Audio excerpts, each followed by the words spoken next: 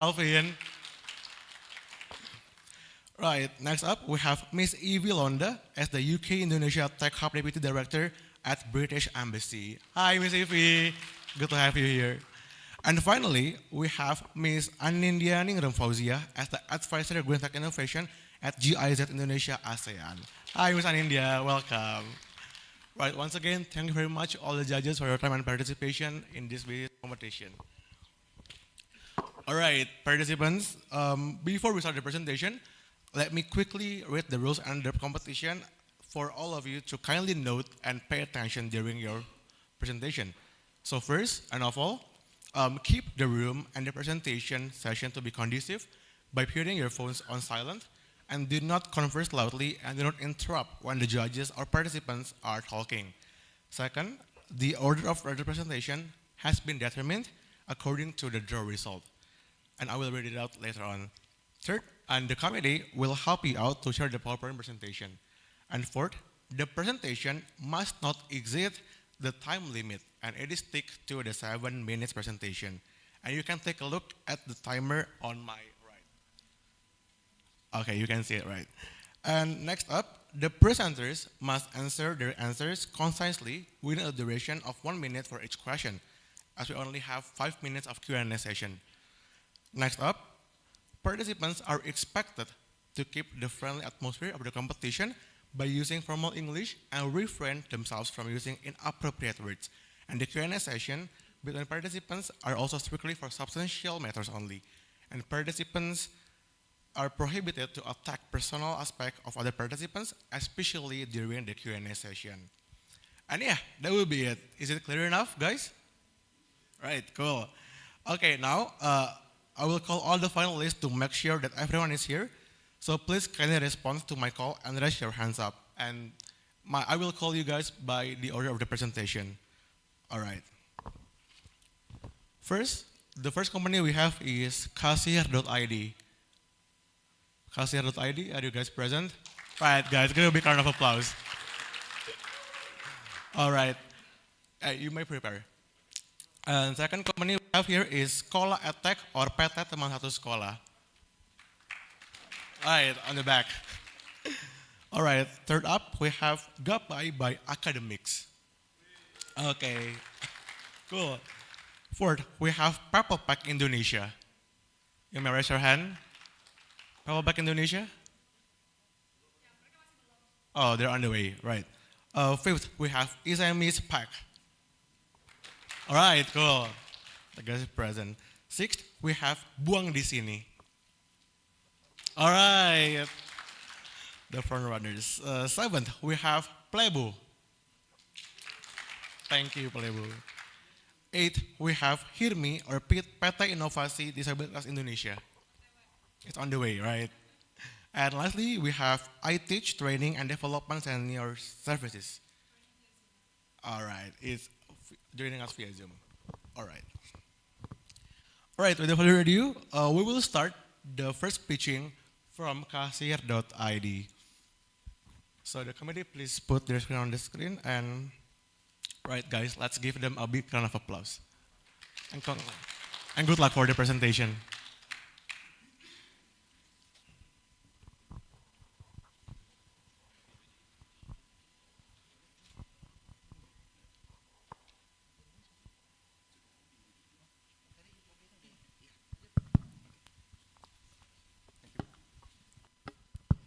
Okay, Bismillah. Assalamualaikum warahmatullahi wabarakatuh. Yeah, good afternoon, everyone. Let me introduce myself. My name Angga. I'm the CEO and co-founder of Kasir.id with Q, without call-callah because we just the POS system. So Kasir, as we see the name Kasir, so we are helping MSME to validating their transaction because we know that validating transaction is the most important one to help the MSME having an access, even an access to knowing their business condition, access to grow, and access to financial. So we start from the these apps, the Kasir. Okay. So basically, Cashiers has three pillars to serve the MSME.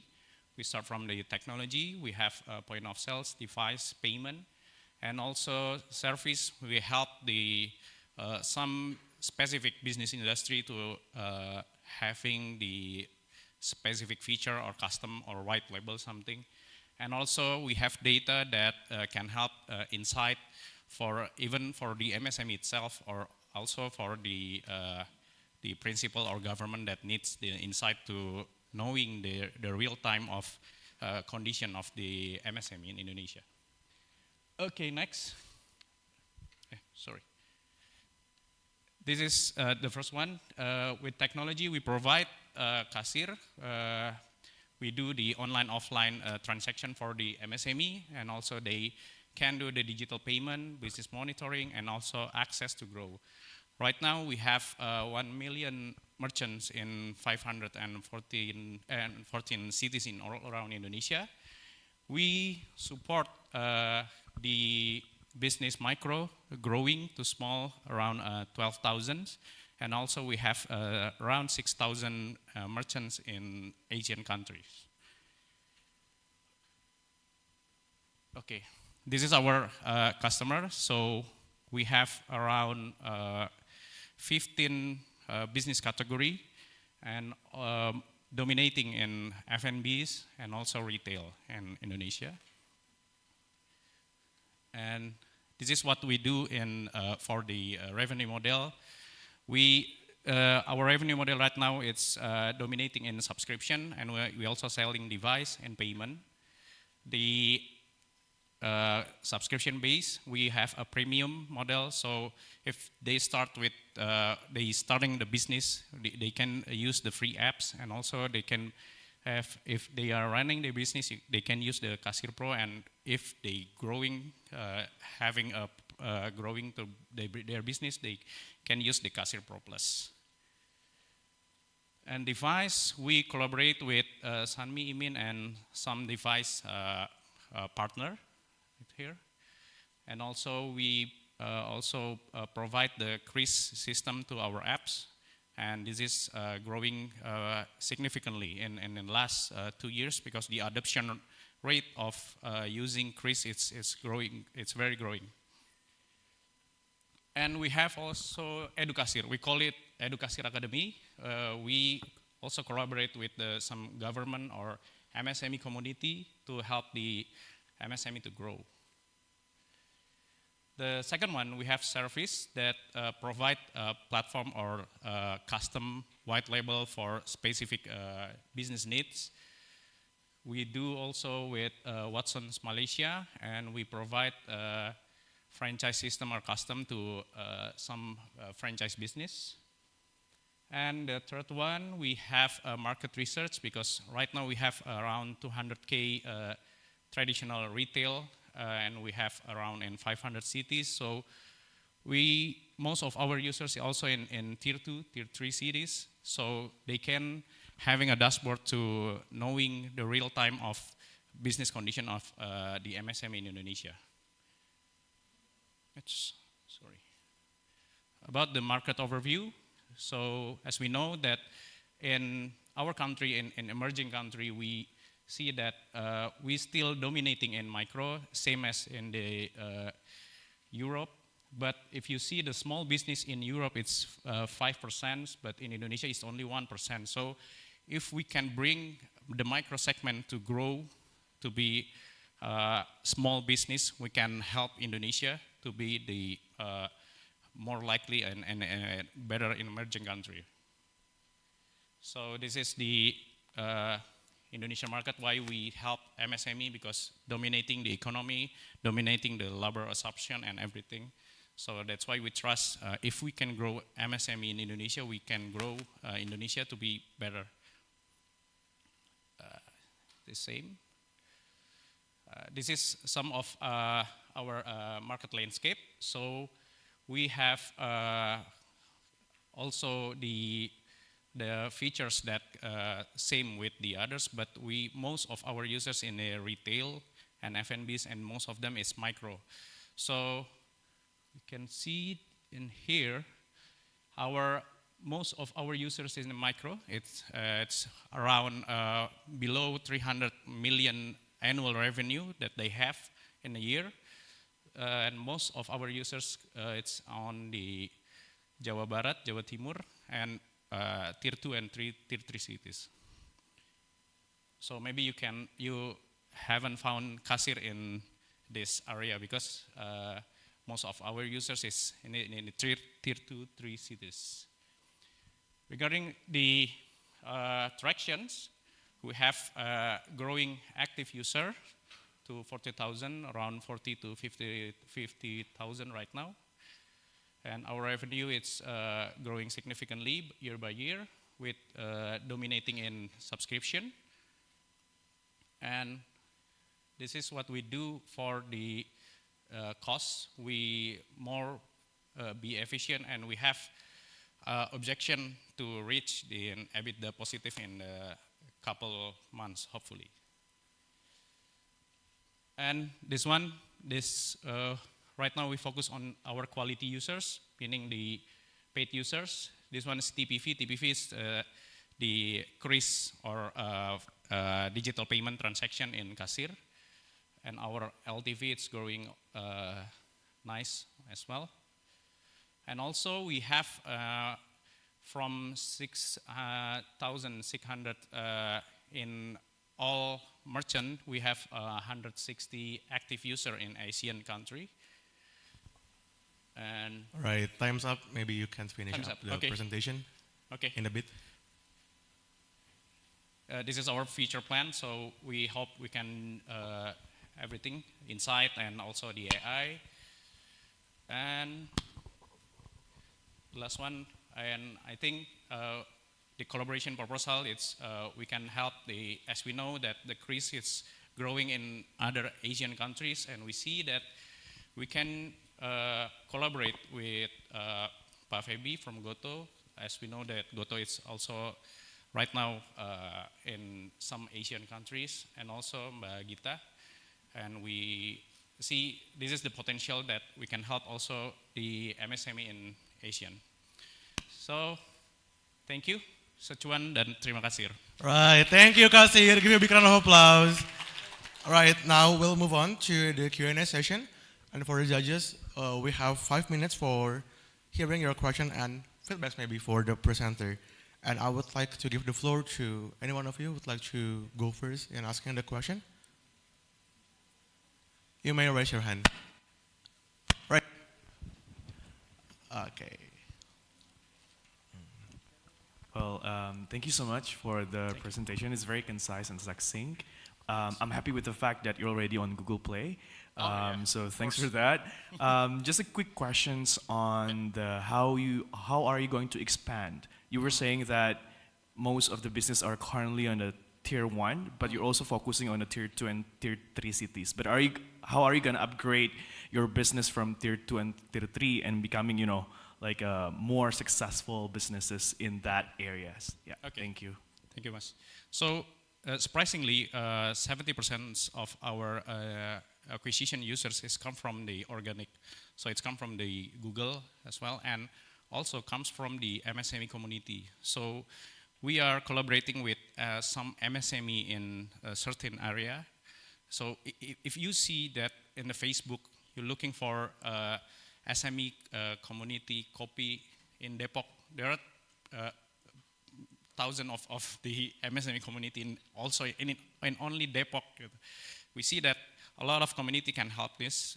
So we start doing in the very first day to grow Kasir comes from the community MSME. So we believe that this mouth-to-mouth acquisition is still strong enough, and also from Google, the SEO. Thank you, Bas. Yes. Right, second question from Mr. Fabi. Hello. Sorry. Can you please elaborate more on your competitive offers? Because I know that you showed a slide on the competitive landscape. If you can just elaborate more on that, and how are you different than your competitors? Thank you. this one. Right, the operator might help to present the screen. Yeah. So basically, in terms of products, we all do similars, the product. Yeah. But since that we have different market, like the most of our users is micro segment, we do tweak from the how we can do the subscription and also the price as well, and also the how we acquire the user right now. So the differentiation is if you see that one of the cheapest or affordable POS right now, it's Kasir. That's why you can hit a million users there. And also we have the freemium model, that the free one, and then you can pay. But if you pay, it's still cheaper than the others competitors. Right, thank you, Mr. Fabi. We move on to Ms. Nadira here. Hi, Hi. thank you for the presentation as well. So I'm from Super, right? And Super also targets tier 2 and tier 3 cities. And actually we have 40,000 customer base that are actually mom and pop shops, right? So like warung kelontong gitu. Yeah. But so let's say if we were to collaborate and let's say our customers use your services, how does it compare? So maybe this is also an add-on follow-up question to the previous one, but how do these features compare to other existing competitors in the market? And why would we choose you over the others? Why super Why apps choose Kasir to Yeah. collaborate? Yeah. Yes. Okay. So right now we know that we are the most numbers of user having using POS right now. We believe that, and most of our users, it's the loyal. You can see that most of our users is comes from the F&B, but the most loyal users that the having low retentions, the higher retention comes from the retail, because I think they have a lot of SKU, so it's costly that they need to switch to the other apps. So that's our stickiness. So I think if we having the same segment, that's the collaboration will be working out. Okay, thank you. Thanks. Thank you, Ms. Nadira. We have less than 30 seconds for the Q&A session. Is there anyone else who would like to ask? Right, Mr. Ivan, you may go. Yes. Just a quick one. So, Yes. what's your long-term vision? What do you see Cashier will be in the next 5 years, let's say? The next 5 years. So, yeah, thank you for the question. So, imagine if you are a businessman, you can see the apps and there is a pop-up that show you, hey, this date you should having promotion for your coffee shop, 25%, and it will increase your revenue, and they just click yes or no. So we see that AI and IoT and everything, it's also can optimizing of course, the sales and costs of the MSME, especially the businessman. Okay, thank you. Thank you, Mas Alvin. Right. All right, then. Thank you very much, Kasir, for the presentation. Thank you, you for the judges for your comments and feedbacks. Second up, we have Sekolah EdTech PT Teman Satu Sekolah for the second presenter of the day. And for a bit of information, for all the companies who haven't submitted your deck to the operator on my left. Oh yeah, you may also do that, so please do prepare your deck if you might want to present on your own. Thank you.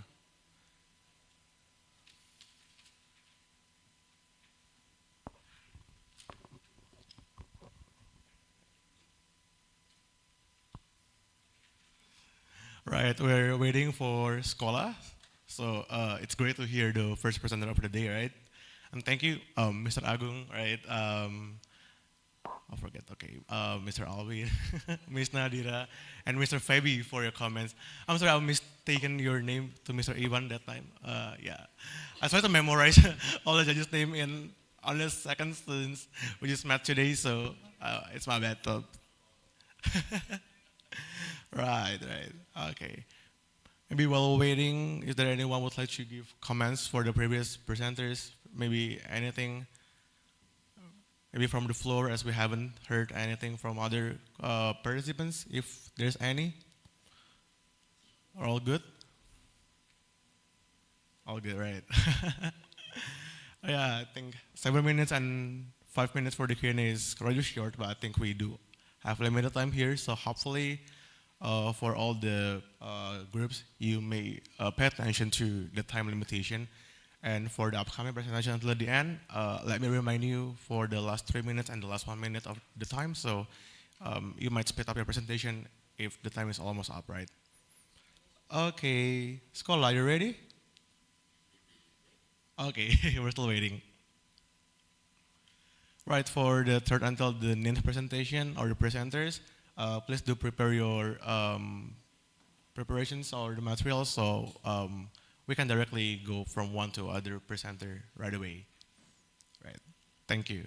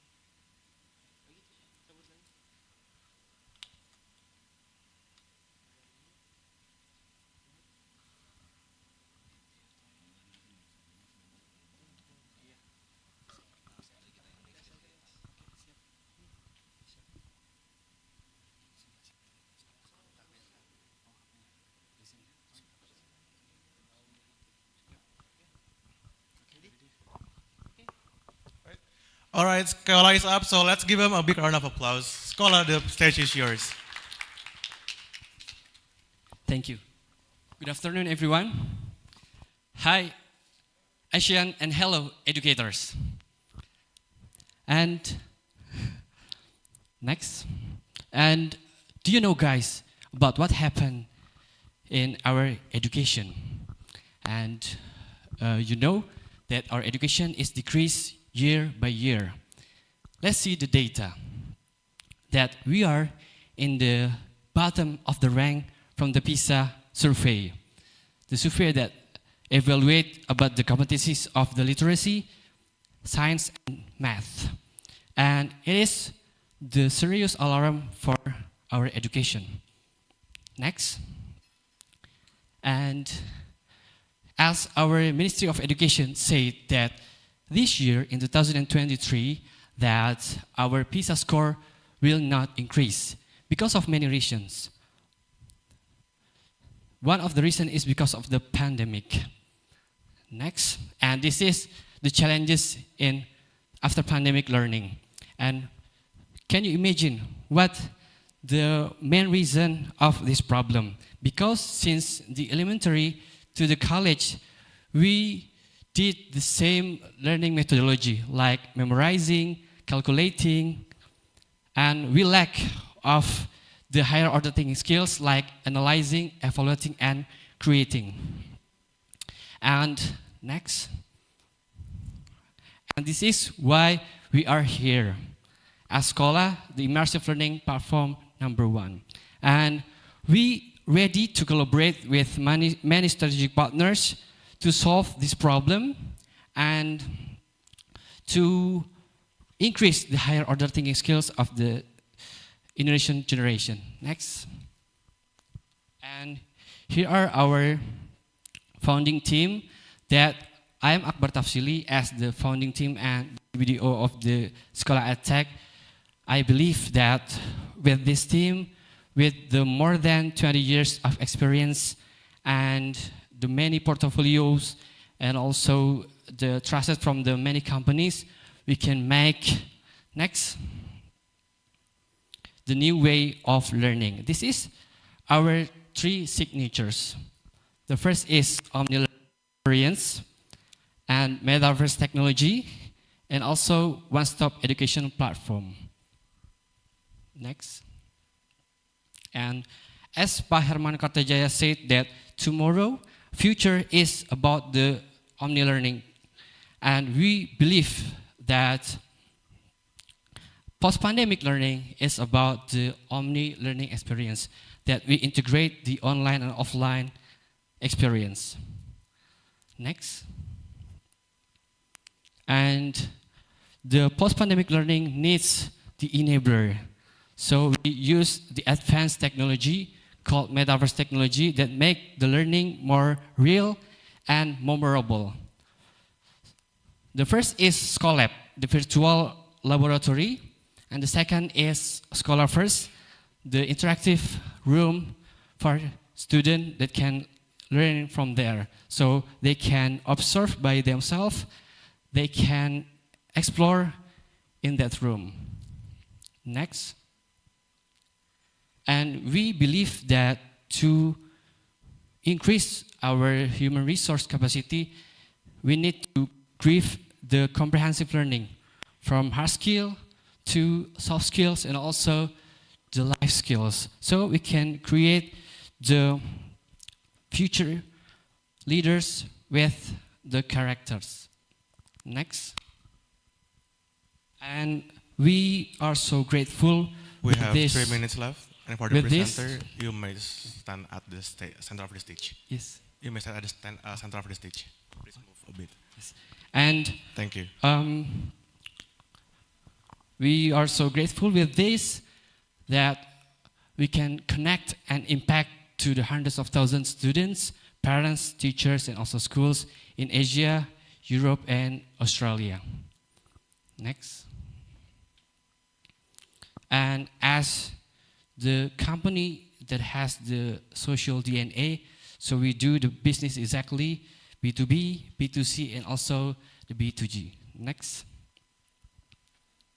And this is our go-to-market strategy by doing the social educational movement with government partnering communities, also collaborating with the schools and offline tutoring. And also we do the strategic educational project with the private and state-owned enterprises. Next. And here are our clients and our strategic partners from communities, from companies, from government that we collaborate to make our long vision. Next. About the EduPlace, the learning hub for the lifelong learning and education as a daily dose. Next. And here are our proposals, collaborations. So for the first, for the WCS and for the Pertamina Foundation, we offer the immersive environmental education that we can make the learning experience about zoology and animal protection in Asian countries using the immersive technology, AR and VR, and can connect with our existing partners, the University of Gajah Mada, and also the Kemenko PMK, and hopefully we can get the support from the Asian. And the second is with the Pertamina Foundation. We can make the scholarship, hard skills and soft skills scholarship that mentored by expert from the telco company of Indonesia, Telkom, XL Axiata, and Indosat Urido. 30 seconds left. Next, and we are so proud with this. Since the last December, last year, we have been chosen as the official partner of the Ministry of Education for the National Learning Recovery Program. And we believe with this strategic collaboration and with upcoming partner, we can make a better education of Indonesia. Next. Thank you. Thank you, Team Sekolah. Right, before we move on to the Q&A session, I would like to call upon the third presenter, being Gape by Academics, to prepare your deck and presentation for the upcoming session. Right, now we move on to the Q&A section and comment and feedbacks. Right, we have two hand raises here. So let's start from Mr. Fahrul. Mr. Fahrul goes first. We have 5 minutes for it. Thank you. Thank you for your interesting presentation. Could you please tell us more about the environmental education? I don't really get the idea and how this connect the student with the wildlife using technology, VR or AR. Thank you.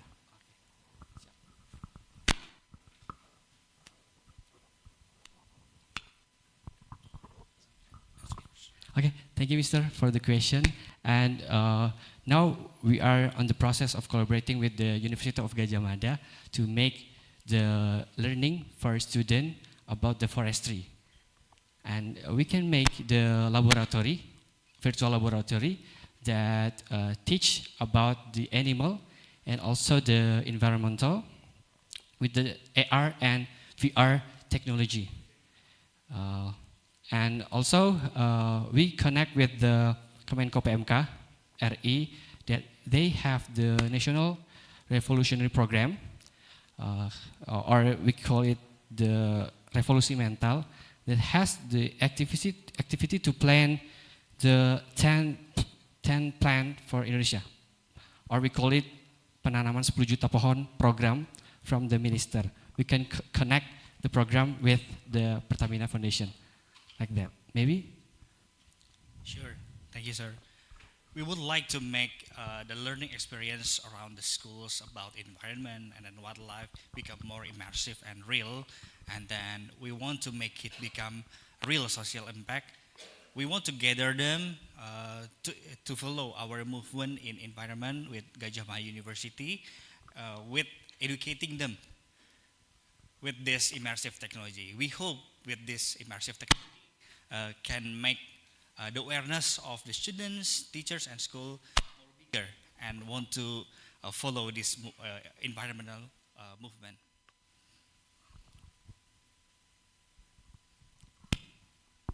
All right, thank you, Mr., for the question. Second up, we have Ms. Gita for the second to comment or ask the questions.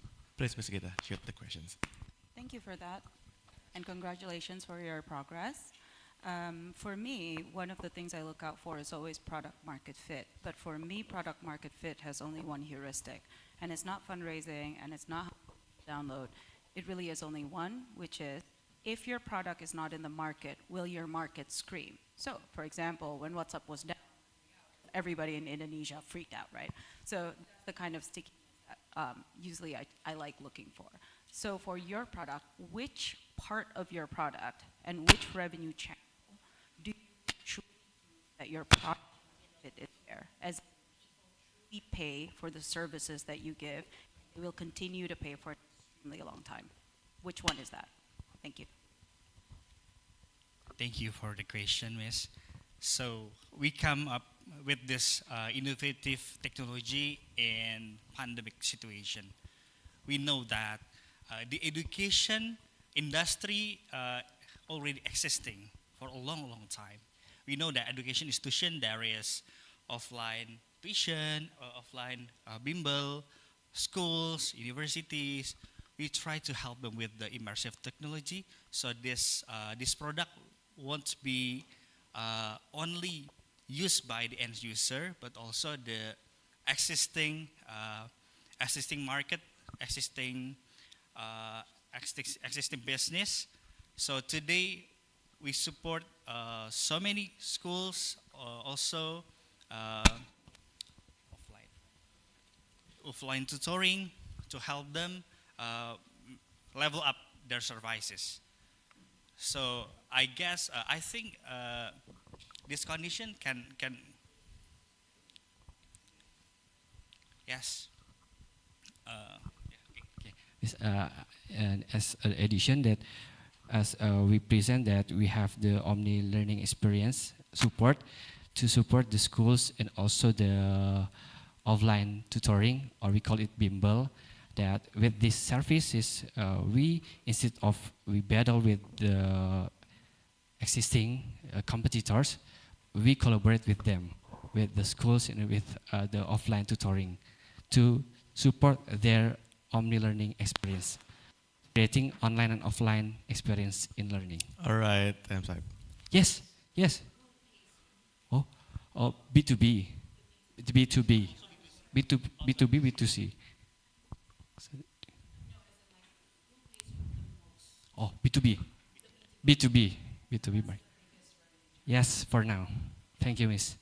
Right, thank you, Ms. Gita, thank you, Mr. Fahrul, and thank you, Team Scholar, for the presentation. We wish you like all the best. All right, third up we have Gapai by Academics. So I think the team is ready to present right away. And for the fourth presenter, we have Papal Pack Indonesia. So please be prepared for the upcoming presenter. All right, I think the team hasn't arrived yet. So next, after Gapai, we will have SME's Pack as the next presenter. So please get yourself ready for the next presenter. Right, Gapai by Economics, are you ready? All right, you have 7 minutes for the presentation, and the stage is yours. Good luck.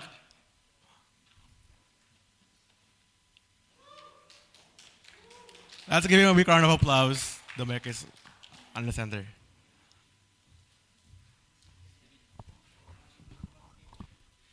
Good afternoon, judges. Hi, and hi, finalists. Wish all of you good luck. My name is Tio. I'm the CEO and co-founder of Gapai. We are the first and only inclusive migrant worker platform. I would like to start by stating a bold statement that Indonesia cannot fulfill its migrant worker potentials. So as the fourth most populous countries in the world, we only send 72K of migrant workers per year. Compared to our neighbor Philippines, we are way down. Philippines, with only a third of population, can send up to 10 times compared to our country. So if we can be as efficient and as effective as Philippines, we can generate a value of $141 billion every single year. We intrigued by this, and we look closer on the problems. And we discover unique insight that migrant workers with the same skills can earn up to 6 times of their salary. But they are hesitant and afraid because of these 3 things. It's extremely lengthy, 4 to 6 months. It's extremely costly. It takes them 30 to 60 million of processing. And there are so many extortion and scams along the way. So with this problem, our purpose is first to create a job portal that connects prospective workers to the needs of specific migrant workers especially. We do that by creating a migrant processing ecosystem that gather a whole of potential workers through 3 strategies: performance marketing, institutional affiliators, and also local affiliators, and screen that to our screening algorithm to have a qualified worker that soon be placed in local placement agencies, international placement agencies, and foreign workers. So to whom we targeting this? We targeting this to the majority of Indonesian workers that earn in average $180 a month. So if we can make them work abroad, they can earn starting from $700 to $800 a month. And this is a huge gap for their well-being. So we tailored our journeys very transparent to make it very easy. For example, we don't use email. We only use WhatsApp in our onboarding because most of the workers do not have emails. And all of the process from generating the CVs to upload their portfolios, interview, up until the placement process, it's all done through their smartphone. And from that, we have a qualification of talent pools. So we built an algorithm to match the qualifications and the requirements coming from direct users coming overseas. And that is streamlined the time almost like 90%. So we have a classification of high qualified, medium qualified, and low qualified to ensure the timing process is fast enough. So how about us today? We just launched in January. We operate in 4 months, and we generate 6,000 plus registered workers, 1,900 ready to work abroad. We process already 150, and we place 10 with a revenue cumulative of 20K up until today. And the market is dominated by hospitality workers since the demand is huge in that area, but we are seeing rising trend in healthcare, especially nurse and caregiver market. And these are the result of our candidate that already being placed for only 2 months. with zero upfront fee at all. And from this, they are happy and currently working in Hungary. So speaking about this market, this processing market solely, it's huge. It's $48 billion every single year. And in Asian context, the Southeast Asian market is 9.6 billion, and we are targeting 5% of it, or equal to 480 million as our target revenue in the following years. And how about the business model? We simply act now as a headhunting model. So every candidate we place, we take 10% of their yearly salary, but in the future, if we can acquire a license, it's called P3MI license, we can generate more $2,000 to $3,000 per candidate, act as a travel agent for the candidates, processing, and also the placement fee. You have 3 minutes left. Sure. So the target milestone this year is to send 50 candidates per month, place 1K, and generating 2 million as our target revenue. Our mission is to help 500,000 Indonesian workers to have better, productive, and prosperous life to scalable and profitable enterprise. And to do that, we have a team with diverse background that me as a CEO with the background of education and business in general. I also teach part-time in University Prasetiya Mulya here.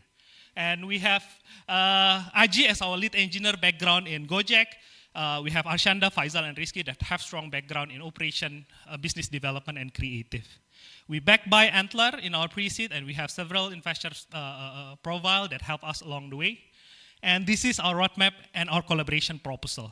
So right now, we are being a reliable aggregator. So Indonesian worker wanting to work abroad through us, a company abroad seeking Indonesian workers to us, to a reliable aggregator.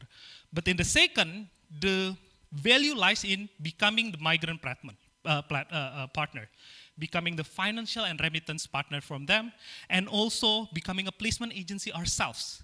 And the last one is to become a symbol of quality, becoming an education institutions that know the demand and off-taker of this whole process.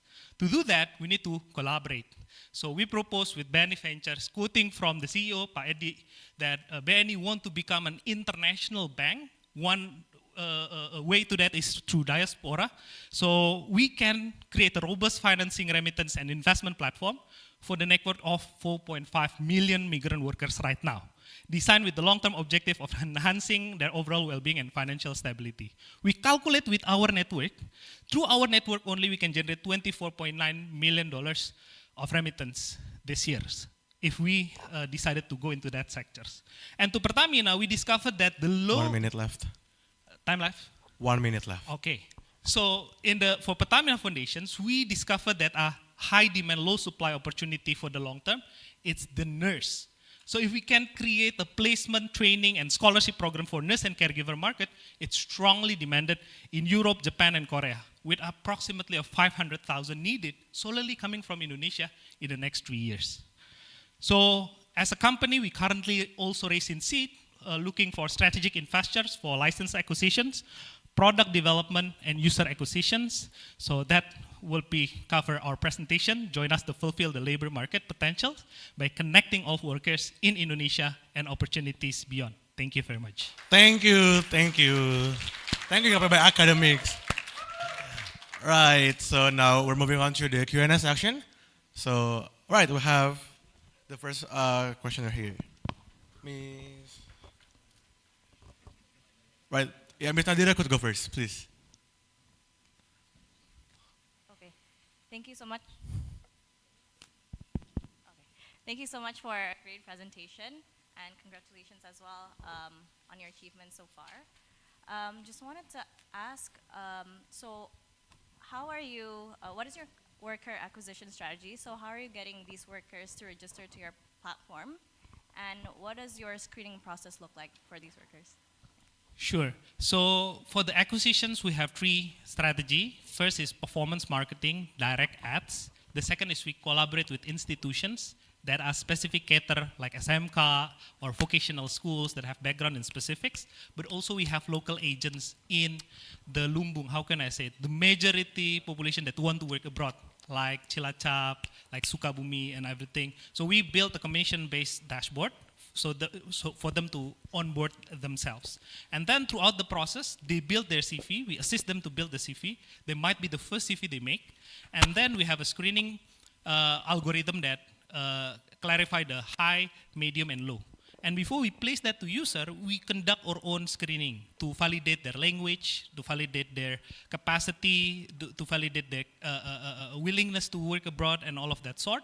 And after all of that process checked, then we place them to the interview directly to users. So we tell to our user in our platform that the moment you finish your CV, within 10 to 15 minutes you get interviewed. Because yes, it's interviewed as long as you fulfill the CV, and it interviewed internally with us. So that's 3 strategy. But for the blue collar, performance marketing is still the best. If we can position ourselves better, it will generate a lot of leads. How much are you spending? Sorry, just follow up. So we spend around 4,000 rupiah per leads we had.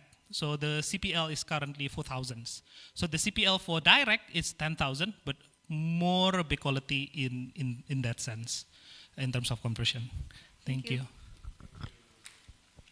Hi, thank you for that, and congrats on all your progress. Thank you. One of the things that can be very challenging for companies that target, by the way, I'm a special advisor to the Ministry of Maritime and Investment Affairs, and diaspora is one of my portfolios. So I really like that this is the thing that you're covering. But a big challenge is a lot of these workers are women, and 100% of the people in your decision-making body currently are men. Sure. But that doesn't, it doesn't mean that moving forward you cannot optimize yourself. It's just moving forward, how are you going to optimize on your management team so that you can also address some of the issues migrant workers face once they actually go abroad, such as their security, any period poverty problems, safety issues, especially since many women who are migrant workers find it extremely uncomfortable to divulge anything that happens to them. So how are you moving forward in the future in your decision-making team to start looking at that problem and optimize it? Sure.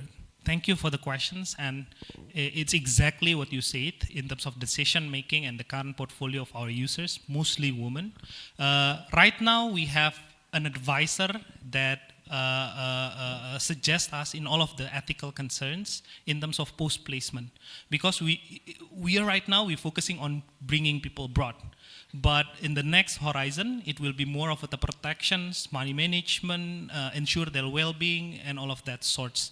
So we're building team, advisory, investors that are having a diversity and different systems of background, but to be honest, it's still work in progress. Right now, we're building the tractions, and these are on the horizon of the workers. But one insight that might be interesting, we are not selling dreams to our candidates. We are building, it's like a bootcamp mindset. You have to be prepared, work really hard, and then they will get what they want.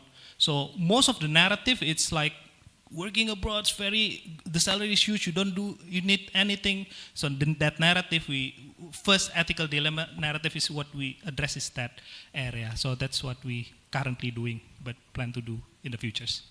Right, thank you, Mr. Gita. So as the time is almost up, we have Mr. Iksan raised his hand previously. So let's go to Mr. Iksan. Mr. Iksan as the last questioner. Just a quick one. Yes, you're right. Pertamina had Sekolah Tinggi Ilmu Kesehatan to provide workforce for Indonesia health corporations, right? Would you elaborate your proposals to us? What exactly do you need, and what exactly do you can provide for us? Sure. Sure. Thank you for the questions. And what is the biggest bottleneck of migrant workers is actually the language. So currently we're working with the healthcare industry to provide nurse to Saudi Arabia. It's basic English. It's easy. But we are facing demand coming from the Germany that they need 150,000 in the next 3 years, and they all need to have B1 certification of German language. Same case to Korean market, same case to Japanese market.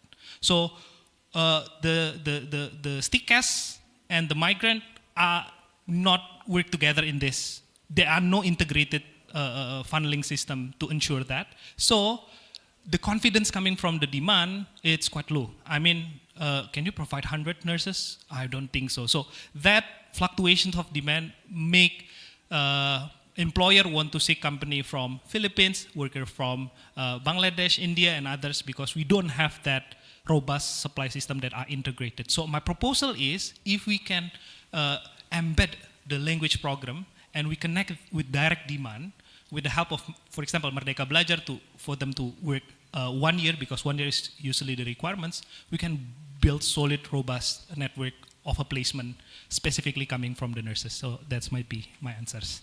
Thank you for your response. Right, so that's the end. So give a big round of applause for Gapapa Academics. So thank you, Ms. Nadira, thank you, Ms. Gita, and thank you, Mr. Iksan, for the questions given.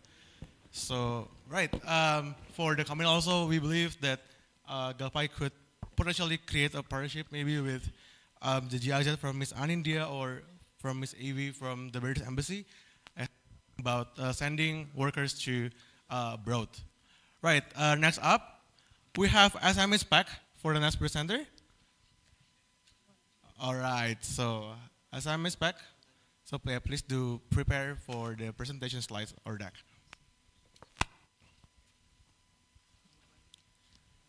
And for our fifth presenter, right after SMS Pack, we have Buang di sini.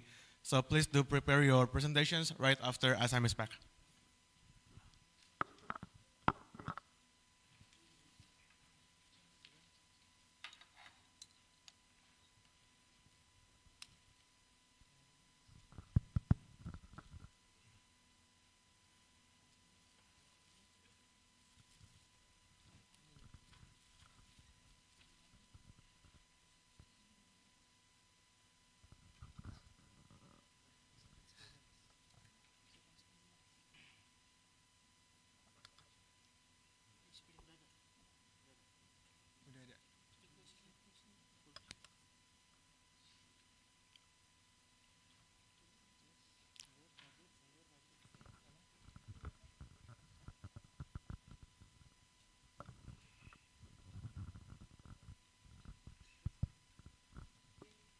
Right?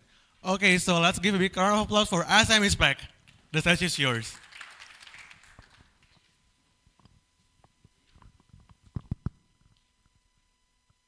Hi, I'm Hendry Ansa, CEO and founder of Science Pack. I was born in Jepara. I grew up with environment business. My family business have export furniture in Jepara for 12 years. And then I really close with this industry because and familiar with the industry. And this industry is truly competitive, especially in Jepara.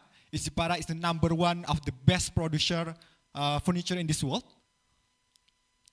So the SMEs can monopolize the middleman. The middleman can access the control the market and not fair with the prices, not fair with the prices, not fair with the ecosystem, not fair with the access to market.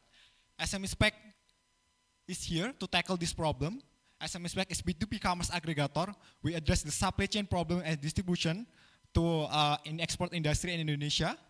We connecting direct the SMEs with the direct the buyers with the transparency, prices, and sustainable quantities. We actually have SME Spec is apps to simplify export process. We are connecting with the buyers. The first we are the provide the connecting with the buyers, connect SMEs with the potential buyers around the world.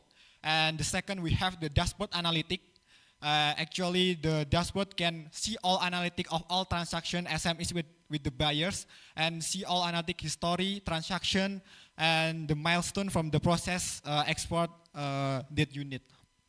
And the handle fulfillment, we help the SMEs to getting access to market, handle fulfillment, document export until upstream and downstream. And distribution facility, we actually helping the SMEs upstream to downstream, like the logistic part, getting the buyers, quality the control, checking the warehouse, and the last but not least, helping the payment gateway until product will deliver to buyers. So we have the vision. We actually, our vision is build a trusted and profitable ecosystem in this field in Indonesia. and actually we have to tagline is the famous. Okay.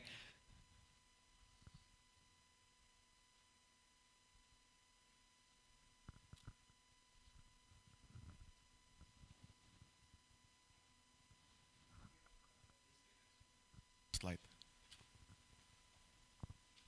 And yeah, we'll add up to your duration after this. Right? Yeah, you may continue.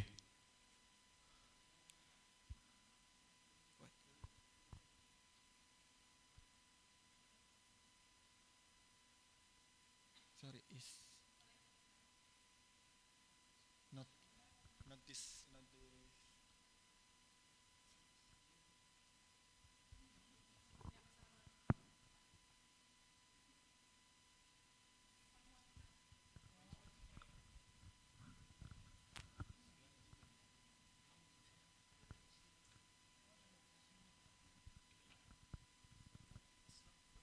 Right, we'll wait for the technicalities in a bit.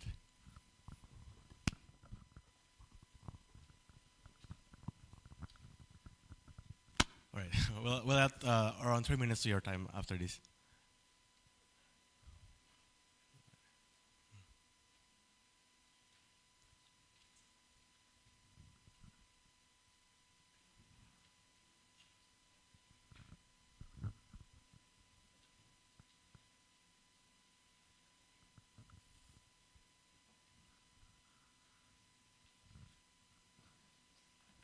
Right, is it the correct one?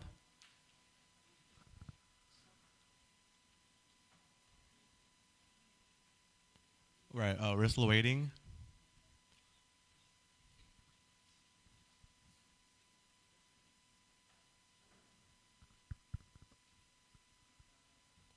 Okay. Next, we are targeting 9.2 million SMEs Indonesia successfully to export in 2050, and this is we are the business model. We are very clear. We are B2B company as aggregator, tech margin, B2B trading margin 7 until 10% from the all total transaction, and we actually help to upstream and downstream, getting the buyers, checking the quality control, and support the logistics, support warehousing, and support payment method until product delivered to buyers. And this is my traction. And right now we have the user in 2,175 SMEs in Indonesia. We actually getting GMV per month 1.2 million US dollars with net profit monthly is 147,000 US dollars. With the all we recover export in 6 Asia countries like the South Korea, Japan, China, Australia, United Emirates Arab, and Arab Saudi. And total partner buyer in 6 countries is 96 buyers with monthly generate revenue per SMEs can get average 177,000 US dollars. With the partners, we have collaborating with third partners like the logistic partners. We have the Andalin, Genio Asia, Shipper, FedEx, DSL, and etc. The government side, the Kemenkop, Kemendak, Kemenparekraf, Kominfo, and etc. The financing part, actually helping the SMEs getting the more capital to getting more capital to production, like the communal industry, BNI, BCA, and KUR, and the media. We actually collaborating with any other media. This is a KPI analysis from the SME spec. We have the signed data. Retention rate from the demand side is 93.11% retention rate from the demand side, with average transaction per month from the demand side is 30 until 35 transactions per month.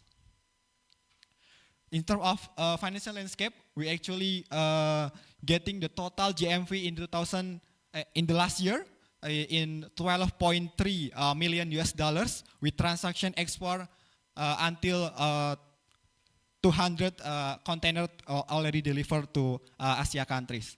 And right now, we actually fundraising in pre-series A in 2.5 million US dollars from we use the capital to operation 20%, production to 30%, and expansion in 50%.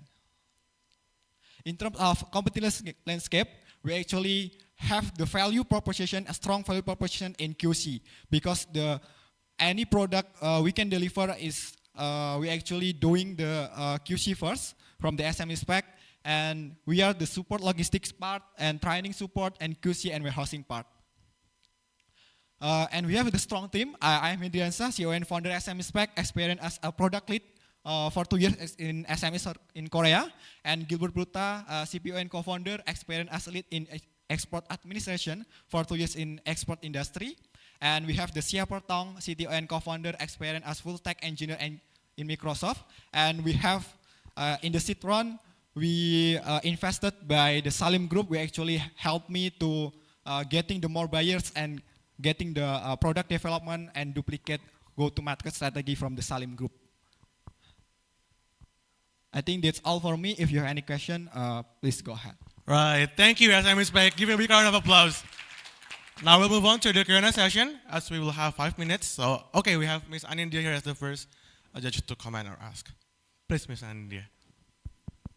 Okay, thank you, Mas Hendriansyah, I believe it's your name, for your presentation. It was great.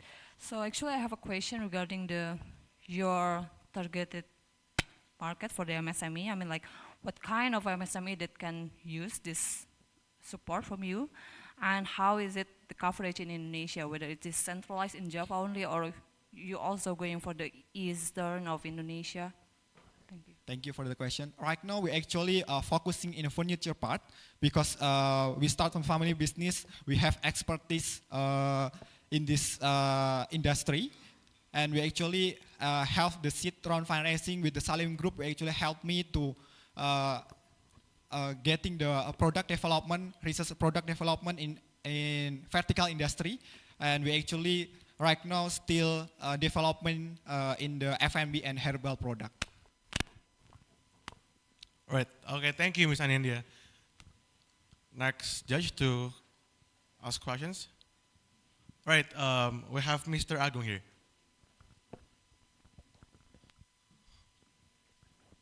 Thank you for presenting. I think congratulations once again for your progress. Just a quick questions from my end. What are your seller acquisition strategy? I bet it must be very difficult to basically train all of the sellers to basically use your service. So what kind of strategy that you do to basically acquire the sellers to be able to export your products? Thank you. Okay, so in the quartile 2 and quartile 4, we actually creating the event. The name is the SME Spreader. SME Spreader is actually event to filtering the more SMEs in Indonesia getting the standard export. We actually inviting the more potential buyers to attending the event, and then we actually inviting the more like the venture capital, like the expert in the industry to truly filtering the more SMEs, and we actually choosing the 20 SMEs per quartile to register my website and my apps. All right, thank you, Mr. Agung. Any other judge would like to ask questions to SME Spec? Maybe Ms. Nadira, Ms. Gida? All right, we have Mr. Alvin here. Okay. And then we will go to Ms. Evie after math. Hey, thanks for the presentation. So I think just want to go back on the traction and financial. I think there's a decline on the Q3 and Q4 last year. Do you mean to elaborate more? And then I think I didn't see potential collaboration suggestions. What's your proposing to all the judges here? Okay. So from the Q3 and Q4, we actually have the decline because during the pandemic, we actually have the many container holding the destination countries. We actually to pay the more 5x cost for the logistic part, and then we actually can bounce back in Q1 in 2023 because during post the COVID, we actually have more the potential buyers with the G20 presidency. We actually have more the potential buyers from there, And then the Salim Group helped me to getting the more buyers. Right now, we actually still do diligence with the buyers from the Singapore with the total transaction in per year in 1 billion US dollars. Right. Thank you for your response. Next, we will go to Miss Evie. Hi, thank you. It's great to hear your venture. I just want to ask, what's your roadmap for? You said you were entering the F&B and herbs as well. Herbs and spices. What are your plans and what are the roadmap for the maybe more raw commodities? Okay, got it. So from the Salim Group helped me to research product development. We actually Salim Group have the Indo food, like the have many product. We can elaborate, then we can collaborating with the Salim Group to creating the product development in herbal and F&B, and then do duplicate how to market strategy from the Salim Group and replace the any Asia countries, and we actually want to tap in the US and Europe market. Right. Right. As the time's up, so thank you very much, Asam Spec, for your presentation. Thank you, Ms. Anindya. Thank you, Mr. Agu, Mr. Alvin, and Ms. Evie for your comments. Right. Next up, we will have Barang di sini as the next presenter, and after Matt, we'll have Plebo. So, yeah, for Plebo, you might prepare for your next presentation. Test. Okay. Right.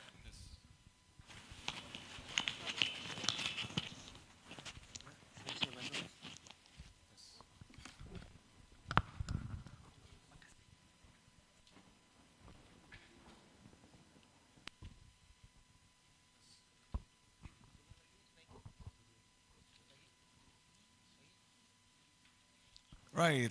Okay, guys. So let's give a big round of applause for Buang di sini. Please, the stage is yours.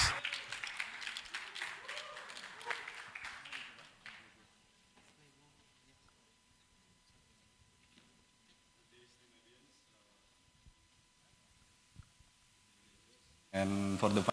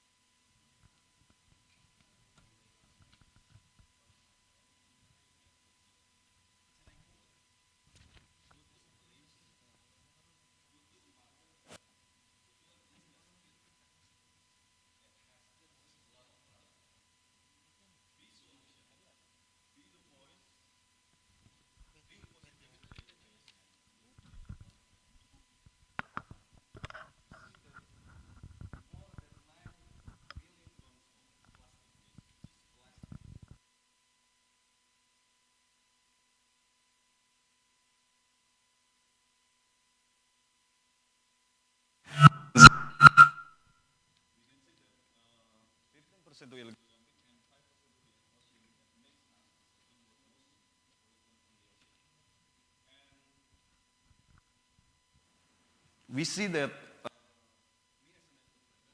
this waste is not just an issue. I see an economy.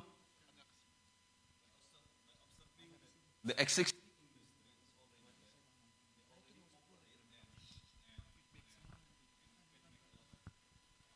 opportunity on that.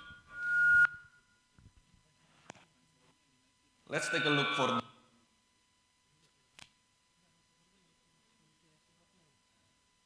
the economic opportunity.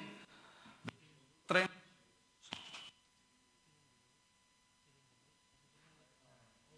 Can collect this in a bit.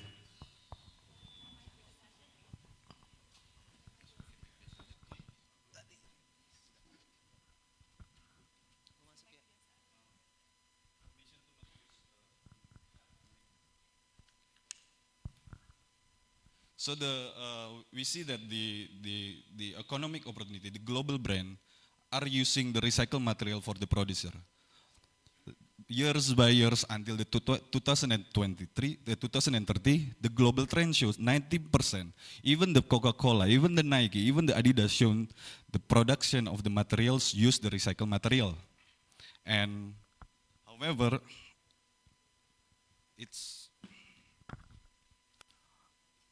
the current action is not just there. And because the traditional waste supply chain is really suboptimal.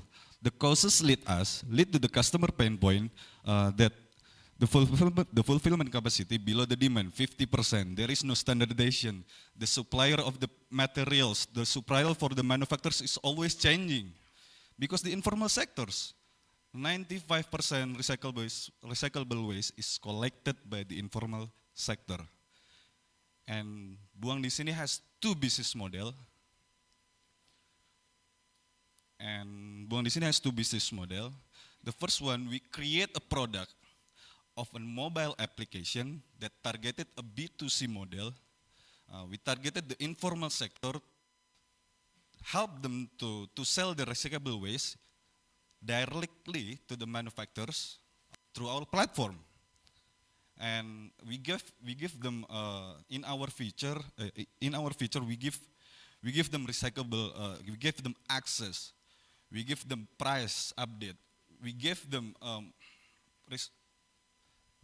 but we give them material traceability, and the more important, we can give them a hope by that technology. And the second one, is the application itself. And the second one, we have a smart waste center. Someone is sabotage my presentation. I'm sorry, judges. Okay, and this is the smart waste center, and we have already have the processing facilities by using our technology, using our standardization, the integrated data point. We create a product flakes, the clear flakes in light blue. This is the material for the demand of the industry, for the textile industry, for the bottle industry, for the everything, because plastic invented to help people, not to harm people. And this is our product as a B2B model. 3 minutes left. Come on, tadi. Okay. And this the ecosystem, we digitizing by Buang di sini. We are the end-to-end waste recycling commerce, and directly the activity of the collecting and sorting used by the apps, and the smart waste center and waste baling or crushing, the automated process, are the off-taker of the plastic waste. We are the off-taker of plastic waste that generate, that sell in our marketplace. So, and this is the revenue stream in ours.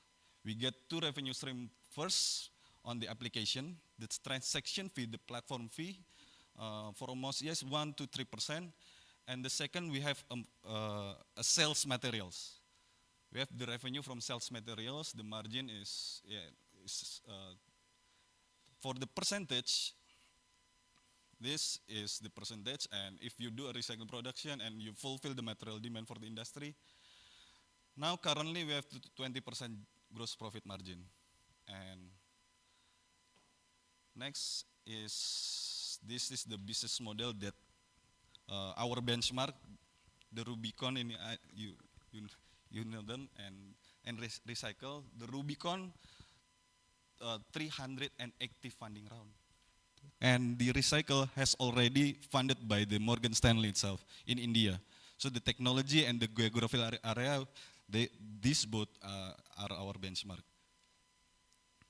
This and we are the only, from what I know, and maybe if you can check it, because they are she is my mentor, and also Nindi. We have already pitched them, and we are the only one who has end-to-end waste management system. Not just connecting one party to another, but we already have the off-taker of the plastic waste. In 2022, we generate 120 as our revenue. In our ecosystem, we have more than 800 waste pickers, scavengers that make a group of them, and the contamination rate with our business model, it's decreased, really significantly decreased, that make the customer happy and make the customer become our retention customer. This this is the background of our founder. I was already studying here. I am the alumni of this campus. Glad to be back here and businessman. I'm a serial planner and before I joined in the hospitality industry. So this is our background team, and I want to close this statement from our with the story of Buang di sini, the happiest story of Buang di sini. So his name is Pak Munir. The informal sector, they are he is a waste speaker. The monthly income that they had is just 800 rupiahs. By joining our platform, by joining our ecosystem, by using our business model, the 30 days income is about 4.3 million. So we have, I want to quote my friend here, we have to put an effort in the informal economy first, and then we leverage that in the next year using technology. And that's it from Buang di sini. Di sini. Right. Again, we're really sorry for the technicalities issue that going on the presentation, but we have added your time to 1 minute or 3 minutes. Thank you for understanding. So we'll move on to the Q&A section. So we have, right, so many hands raised here. So I saw Mr. Fabi as the first one to raise his hands. So let's go to Mr. Fabi first. All right. Thank you. Check. Okay. Thank you so much. This is very interesting, and it's aligned with our group's zero waste commitment. Yeah. That's why I'm very excited. So in GoTo Group, we do have, as I said, a zero waste commitment, and it's not just within our organization, but also with the partnership models that we have. We're also committed to facilitate our merchants and sellers, which in this case are mostly GoFood merchants and Tokopedia sellers. So how do you think your product can support our sellers and merchants? Which they produce a lot of plastics, not gonna lie. Yes, Yeah. we have to calculate, we have to research first because we know your merchant generates a lot of it, but technically the collected person is the informal sector. So we have to search a little more because if our target market, if our target user directly to the SME or to the food and beverage, we already try and it doesn't work so much because they don't get an economical benefit same as the informal sector. So it just okay. I put the trash bin into the trash bin, not the separated, and the cost of the acquisition, the cost of the marketing, it's high. So it will calculate it and we can discuss a little bit more about that, and maybe you have an insight that I don't have. So that's what I answer for now. Thank you so Sure, much. thank you. Thank you so much, sir. All right, we'd like to go on to Miss Anindya. You can go next. Just a quick clarification. Actually, my name is Andia. Not Andia, my bad. Miss But people- Andia, yeah. noted. Maybe it's hard to read, yeah. Okay, so All right. congratulations for your progress. Thank you, my mentor. I really love to see that you're really actually bringing the impact not only from the economical side, yeah, but also for the environment and the society. So I want to talk about the scaling, yeah. I believe that the waste problem is one of the pressing issue around us for now. But sometimes to address the problem about waste, it's really attached with the local context. So different socio-behavioral, different regulation, different stakeholders. And what I saw from your slide, currently you are focusing on East Java. Yeah, East Java. So how do you envision to collaborate with other players that I believe there are so many startups that also addressing the same problem waste? How do you envision that? How do you see the collaboration with them that, for example, the startup already tackling in West Java or in Jakarta? How do you think about that? We kind of different tests to, we kind of we kind of different with other startup. They have another, they have a different strategy that we had, and basically the goals is same, and sure we can collaborate because they are focusing just to being an aggregator. They just connect one party, for example, the waste picker to the waste collector to the another supply chain for the to the recycle manufacturers, and I see that we can collaborate being an off-taker of the waste that they collected. So it make us for growth strategy it makes sense, and but I doubt that they will adopt our strategy because you know is this competitor and this is a kind of new industry, so the founders maybe will just listen by his failure, not just by his competitor. So but for me, for us, for Buang di sini, we are open to collaborate and for any stakeholders also, even the competitors. Yeah. Right, thank you, Ms. Andia. Lastly, we Thank have you. Mr. Fahrul as the judge of the question. Okay, thank you. I'm very interested to discuss about both revenue and impacts, and Yes. very intrigued with the data that 5% of the waste goes to the ocean, and we know that our country is an archipelago, part of the Coral Triangle, and there's already a Coral Triangle initiative by the 6 countries: Indonesia, Malaysia, Philippines, Solomon Islands, and Timor-Leste. So my question is, do you have vision to enlarge your circular economy business, at the same time to develop your impact not only in our Indonesian archipelago but also in the 6 countries in the Asian and the Pacific? Thank you. Thank you for the answer, sir. The answer is yes, huge yes, and definitely yes. The short term, we put our vision, we put our mission, same with Extra Beacon, to end waste. And we need to revolutionize this stagnant industry.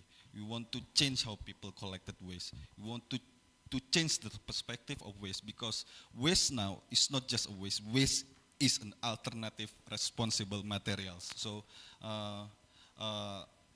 for me, we aim high. We look up the project who revolutionize that. We look up the startup that has already succeed, and we still young. We humble we humble, and our big is goal really. Our goal is big. Sorry, really big. Right, then thank you very much, Buang di sini, for your presentation.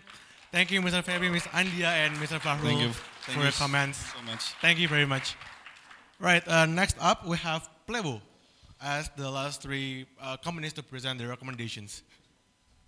And after that, we will have Hirmi, or PT Inovasi Disabilitas Indonesia, as the follow-up after Plebo. So you might prepare yourself for the presentation.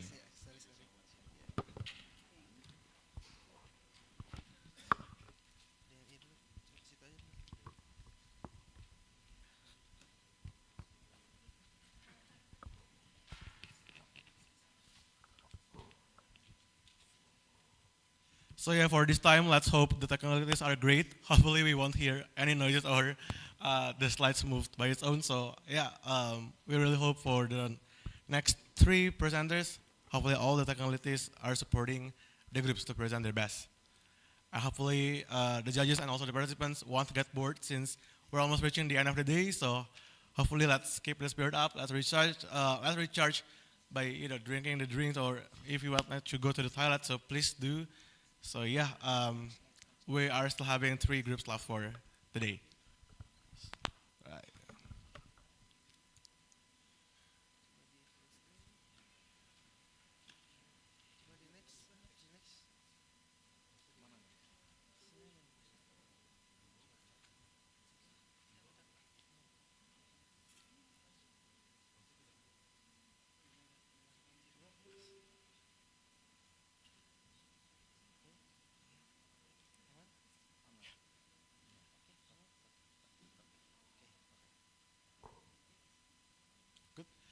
Okay, so now we have Playbo, and let's give him a big round of applause. Playbo, the stage is yours. You have 7 minutes to present. Hello everyone.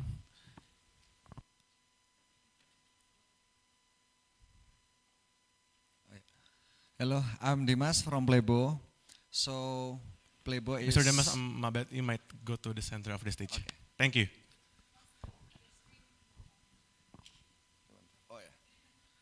Sorry. Hello everyone, I'm Dimas from Playbo. So Playbo is transforming diagnostic healthcare through human center and technology power model in Indonesia. As you know that 70% of the medical decision based on the lab result. All of the people, what is the medical therapies, the medication, or anything about medical price is based on the lab result. So as you know that the lab result, lab market size in Indonesia is 2 billion. This is for Indonesian diagnostic market, and for independent market labs is 480 million Indonesia, and for Jabodetabek only is 200 million. And currently, all of the hospital labs is they already they are inpatient who already have the symptom. I mean the sick people. There is a 70% who still untapped market, who still healthy, but still not get in touch with the diagnostic. And for corporate medical checkup, in here so many from corporates, they have medical checkup policy, and this is mandatory from the government for every year medical checkup.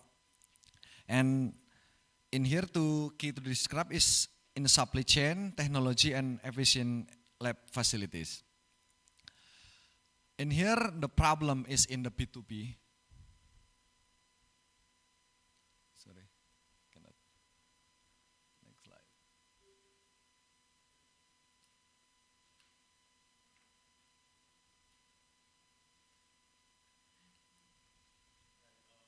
For another time. Yeah, sorry for the technical latest issue.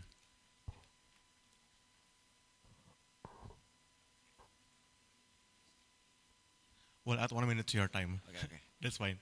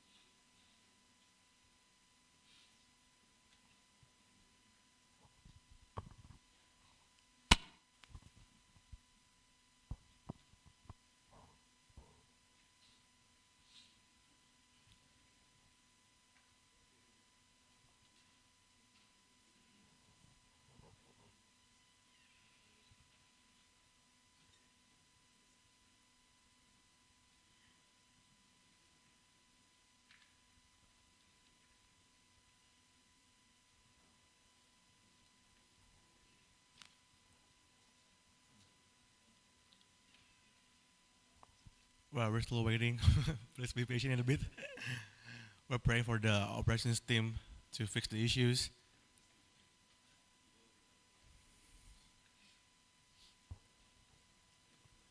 Yeah, use this time to take a breath to prepare for your next words, right?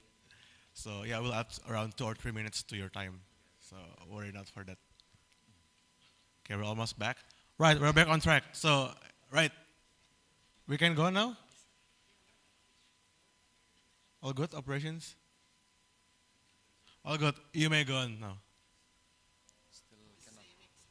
Oh, please stay next to the operations if you have to go in. Thank you. Okay, next. So this is the problem when medical checkup in corporate. First is the long process. Mostly for medical checkup, the result is like 1 month, 2 months from the process, and high human error because the vendor mostly is manual process from the input, from the screening, and then from the result. And this is the important is the lack of historical data. Mostly the corporates who do medical checkup is different vendor, right? Hospital A, lab B, lab C, and there is no continuity in here. Next.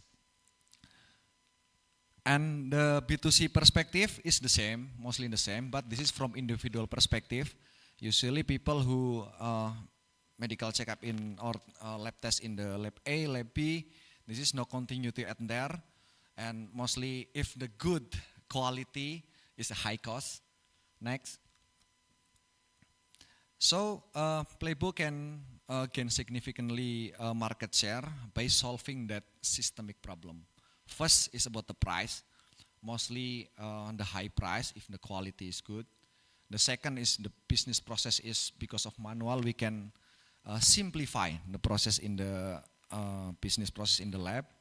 And 3 about quality, and then we can make the unity of the fragment market, especially in the another city or in another place. Next.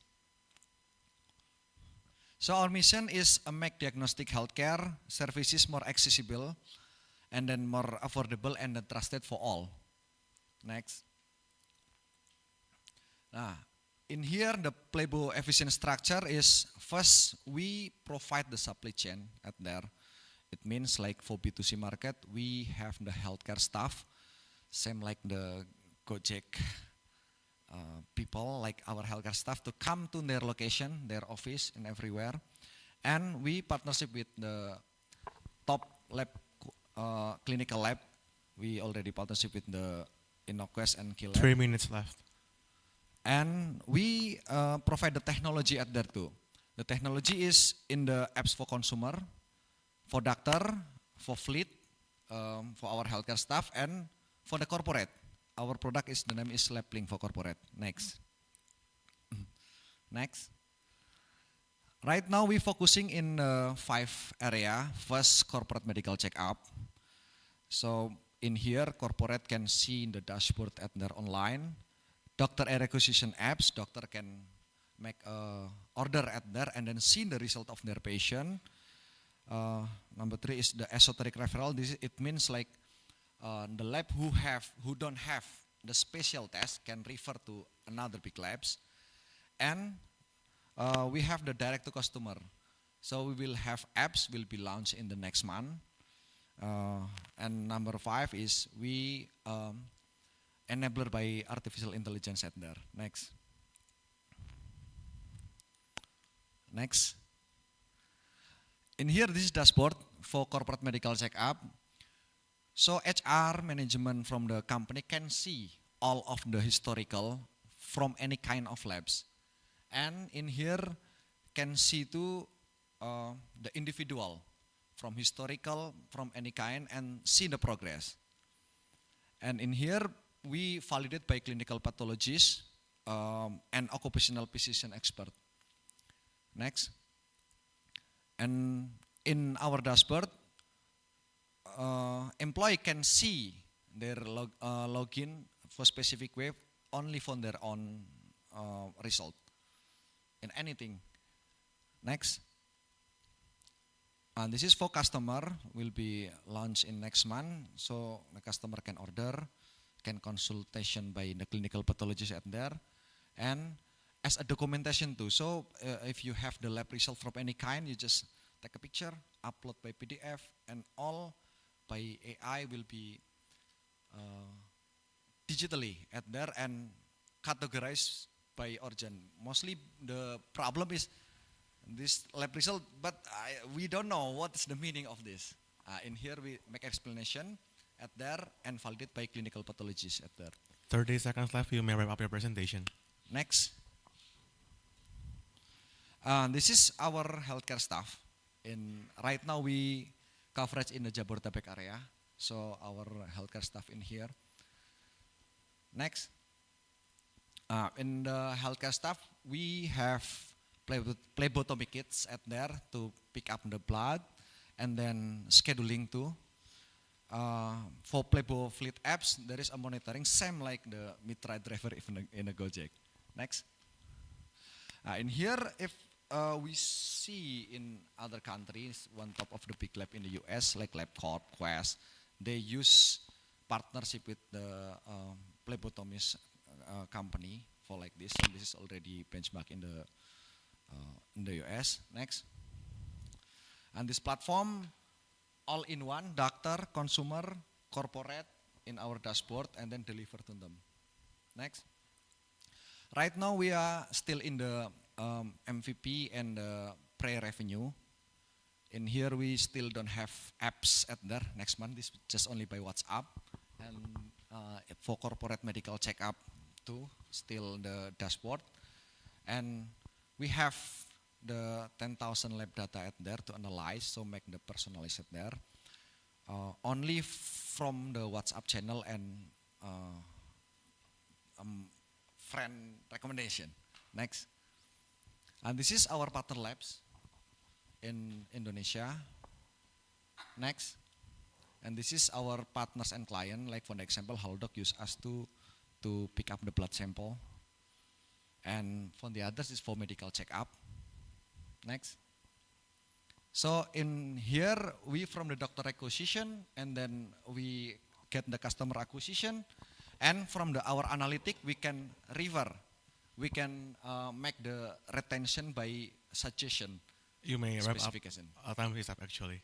Okay. Next. Next.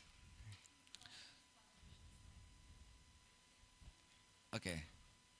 Yeah, let's conclude the presentation. Okay. Okay. For right now, Plebo will have the clinical lab facilities to make more. The margin is big because right now it's the partnership with them. Next. And now we are in the process due diligence into clinical labs that match our criteria. Next. We will have like 3 phases. First, we'll collaborate first with them, and then activate and upgrade development with the offline, and the rest is we will have the clinical facilities at there. Next. Okay. This is the revenue future right now and existing. Next. And this is the team. Next. And this is our doctor, clinical pathologist, and medical. And then next. Thank you. Right, thank you, Mr. Dimas, and thank you, Playbo, for the presentation. Okay, now we'll move on to the 5 minutes Q&A. Okay, we have Ms. Ivy as the first judge to comment. Yeah, please do give the mic to her. Thank you. By the way, I'm Ivy. Ivy, all right. Playbo. Exciting to hear your venture because actually the UK government are right now supporting digital transformation office from Kemenkes, from the Ministry of Health for regulatory sandbox around telehealth, telemedicine, and telemonitoring. So, first of all, I would like to introduce you to DTO if you haven't connected with them. And maybe going to my questions, help me to understand your business model. So, who actually pays you? Are the labs as you are as the EMR, or the company you are as the broker of their test? Okay, so from the B2B side, corporate company pay us because mostly the problem of the B2B side from the corporate is to find the healthcare facilities or the lab. So they choose us to manage all the thing at there because we are the exclusive with our partner, so we get the margin from there. So corporate pay us. Okay, if I may have a second question. Yeah, please, Ms. Ivy.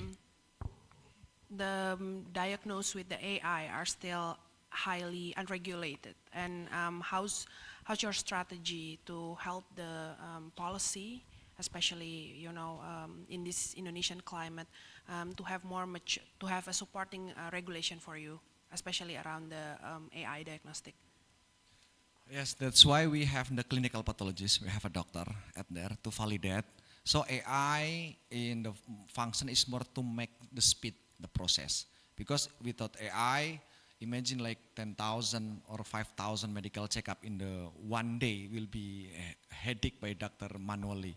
So AI used to make the automatization of all the things, and then the doctor still validate the result. So all the result is signed by doctor. AI is just tool to help them to make the faster process, and of course more accurate too, more elaborate at there. Right, thank you, Ms. Ivy. Next up, we have Ms. Nadira. Right, we can have Ms. Nadira as the last judge to give question. Thank you. Thank you for this presentation.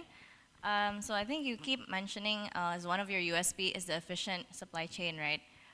So could you elaborate more on this supply chain, whether you have your own fleets, like is it in-house or outsourced? And then, because if you have your own supply chain, it could be quite costly, right? And then you also mentioned that you have a thick margin, but I would also like to ask, what is the percentage of this delivery or supply chain cost as a percentage to your revenue or GMV, and then how will it change as you scale up later on?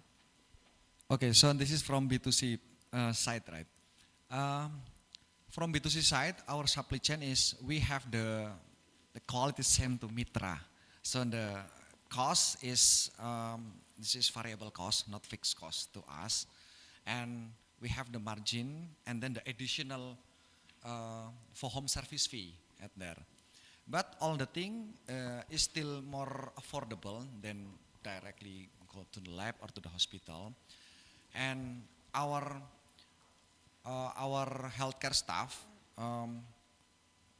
we use all the, we call it BHP. BHP is bahan habis pakai, all the thing, and then we change to our partner labs. For example, needle, tube, or everything. We provide it first, and then in every month we will charge to our partner. So all the thing in the supply chain is a variable, not fixed cost. Okay, thank you. This is just something to consider later on. Maybe also another quick question. I was just curious, so I think you're interested to invest in clinical labs, right? Actually, we're in a collaboration because Okay. yeah, investment is open too actually. But more in the collaboration, if B2B side, if in here have the Pertamina, BNI, MDI, and they, of course, the mandatory for medical checkup, if this is their company policy, introduce us to them, and why use Playbo or Labeling, that why we are better to solve their problem right now. Thank you. Sure, Right, thank you. Thank you, Ms. Nadira. Thank you, Ms. Ivy, for the questions. And thank you once again for Playboy for your presentation. Thank Let's give you. a big round of applause. Right, now we're moving on to the very last two companies to present their recommendations. Next up, we have Hirmi, or PT Inovasi Disabilitas Indonesia. Do we have Hirmi with us here?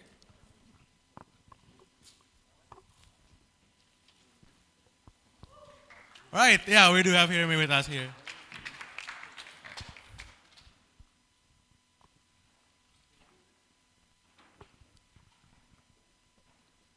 Right, so you have 7 minutes to present, and there's the mic. And wish you all the best. Thank you. Good afternoon, everyone. I'm Atalia, CEO and co-founder of Hearme.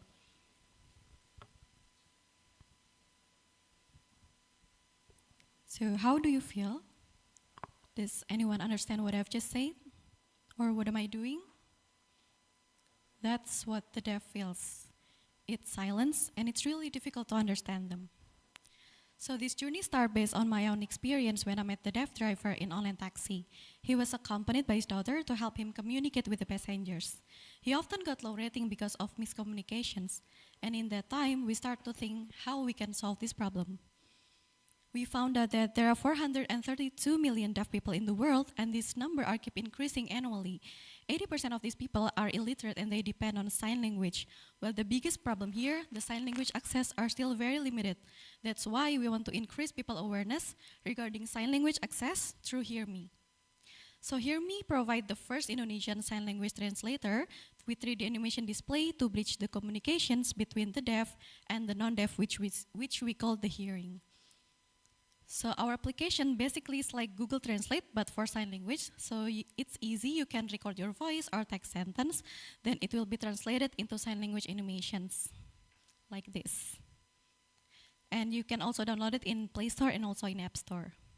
So our main goal is to provide this sign language access in various public facilities, both offline and also online. So for example, in the airport, when the announcements are only delivered using voice, we can convert that into sign language animations. Not only that, the deaf who wants to go to the bank, like other public facilities, they usually must bring a company. And with our technology, it can help them to make them easier and more independent, and also make them understand what the hearing are saying. Not only that, we can also provide sign language interpretations in online platform, for example, in various video platform and also in the website. So our application has been downloaded by 100,000 downloaders with 19,000 plus active users, and has been accessed from 38 countries, and also we've done more than 20 use cases to companies and also government. So we have huge and growing market in Southeast Asia itself. We have 108 million deaf people in Southeast Asia, and also 16 million are from Indonesia. We assume that one deaf have one hearing relative, so there will be 32 million. And by taking only 10% of this target market, we already gained 3.2 million that can be used as our target potential users. So we are going to sell this service by using subscription and also one-time sales, and we targeted to gain 110,000 USD revenue for the first year. And this is the list of our competitors, and both local and internationals, and so far only Hear Me that can provide the most complete features. For example, like learning sign language, text to motions, motion to text, interpreter assistance, and also voice to text. So currently we are in the pre-seed funding stage where we are validating our business model and start monetizations. And this is the C-level team. I'm Atalia as the CEO, and also Yusef Teja as the COO, who have more than 10 years of career in IT. Safira as the CMO, and also one of our co-founder is a dev called Ivan Okta as head of branding. We also collaborate with one of the biggest dev organization in Indonesia called West Java Garkatin. So we have a goal to create an inclusive ecosystem, and by providing Hear Me, we also provide deaf-friendly facilities, and it can create a huge impact, so we can increase the welfare and also equality rights for people with disabilities by increasing their productivity level, independency level, economic level, and also reduce the unemployment rate. We also solve 6 of the SDGs challenges, which are quality education, gender equality, decent work and economic growth, reduce inequalities, sustainable cities and communities, and also peace, strong, and justice institution. So in this opportunity, our company will be gain so much beneficial if we can collaborate with some of these organizations, institutions. For example, we need You have 3 minutes venture left. and MDI Ventures support for our funding and also investments, and we also need Google Indonesia support for creating accessible technology development, for advocacy and awareness, and also for creating a policy and regulatory support. So thank you, that's all from us. That's all from me. So if there is a hope to create an inclusive and equality world, would you like to be part to realize that hope? Thank you. Thank you, Hear Me. Let's give it a big round of applause. Well, we'll go on to the 5 minutes Q&A session. We'll have Miss Ivy as the first judge to question. And second up, we'll go to Mr. Agung. Great to see you again, Atalia. Yeah, And great to see you again. it's a huge leap since the last diagnostic. So just Yeah. one question. Have you get your first government client already on board? Yes, so we just gained like one government, ISDP Indonesia Ferry. So they implement voice to motions in their two harbor in Pelabuhan Merak and also Pelabuhan Bakauheni, and also one from non-government from the bank. It's called BSI. Thank you. Great progress. Thank you. Next up, we have Mr. Agung here.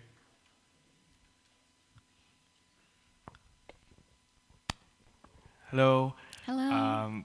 I'm impressed by the things that you do. I think it's really like walking the talk, especially when I saw that one of your team members actually coming from a deaf community. It's really blowing away. I think you also mentioned about potential collaborations with Google. We do actually have the Google for Startup Accelerators, which we believe it might be a fit for you to join us.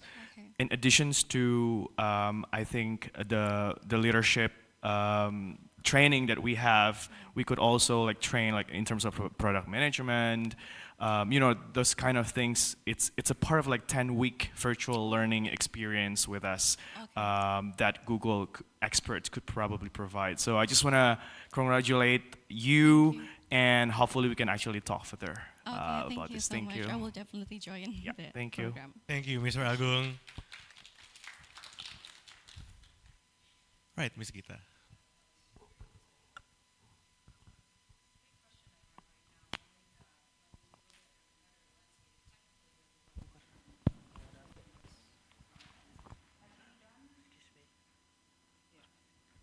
Hello. Yeah, thank you for that. When we look at your competitor landscape, we can see that you say you provide the most services, or the most holistic. Have you done a price testing? Because when I saw your price, my only concern is you're probably pricing yourself too low. And I was wondering if you've done price testing with maybe comparables with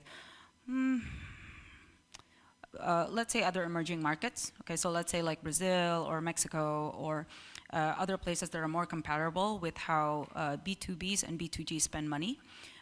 Just because I was wondering if you can create a pricing model where you can just make a lot more, knowing that you're already offering a lot more. And this is the part where it's interesting that Google talked to you too, because I think this is something that can probably help you in terms of gathering the data. And also with that, I would love to have another conversation with you to see how can we optimize your revenue channel.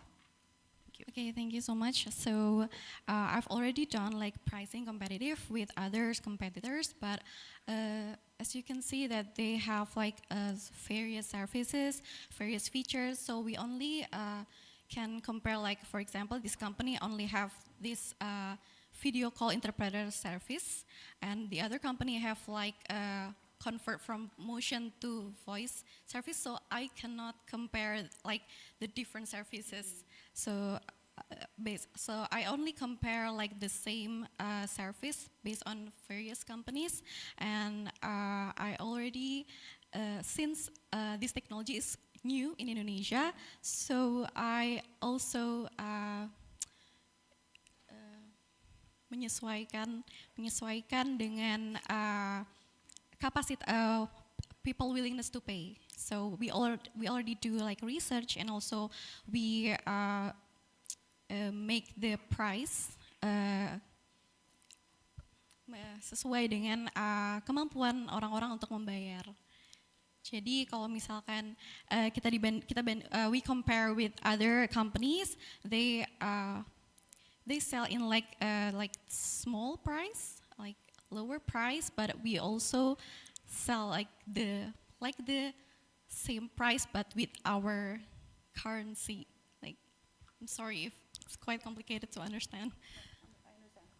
Okay, yeah, but for this similar service that we are going to offer, I think I don't have so much information with the other competitors. For example, we provide SAS, software as a service, as our service, and Handle also provide that, but I still have no information about the price they offer, so I think we need to research more on that pricing competitive. Thank you so much. All right, thank you once again to hear me. Let's give him a big round of applause. Thank you, Miss Ivy, Mr. Agung, and Miss Gita for your feedbacks and comments. So yeah, you may leave the stage. Thank you. So now we've reached to the very end presenter of the day. We have I teach training and development service, and they will be joining us through Zoom, right? So I need the help from our operators to present them on our screen so we can see and hear their presentations virtually from the screen.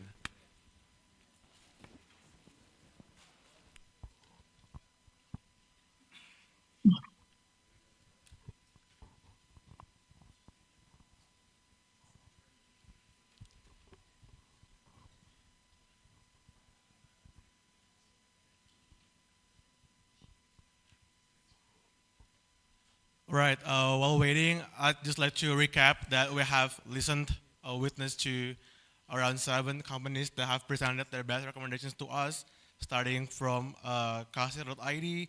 Then we have Sekolah Attack, we have Gapai by Academics, we have SMS Pack, we have Buang di Sini, Plebo, and previously we have HIRMI or Partai Inovasi Disabilitas Indonesia with us.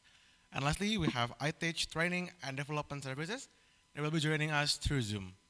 And we're still waiting for the operations to present.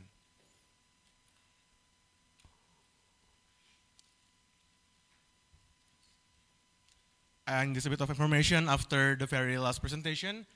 Please, for the judges and the participants to stay here, because we would like to take a group photo all together for all the judges and all the participants at once. And after that, we can get along together to move to the next room. Okay.